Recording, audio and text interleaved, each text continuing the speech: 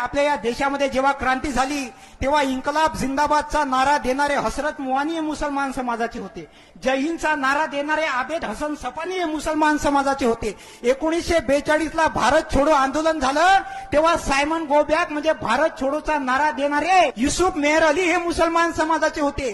तुम्ही ज्या देशामध्ये राहता त्या देशाचा तिरंगा सुरैया तय्यबजी नावाच्या मुस्लिम महिलेने तयार केला आहे.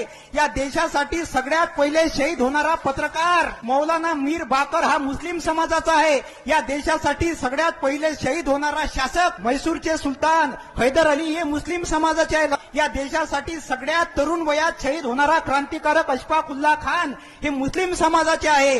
डॉक्टर बाबासाहेब आंबेडकरांनी 14 तळ्याचा सत्याग्रह केला तर जागा देणारे व्यक्ती हे मुस्लिम समाजाचे होते. जेव्हा महात्मा फुलेंनी इथल्या महिलांसाठी पहिली शाळा काढली आणि ह्या भामट्यांनी महात्मा फुलेंच्या घरावर मारेकरी पाठवले तेव्हा महात्मा फुलेंच्या वडिलांनी सांगितलं की तुला घरामध्ये राहण्याचा अधिकार नाही. तेव्हा महात्मा फुलेंच्या वडिलांनी त्यांना घराच्या बाहेर काढलं.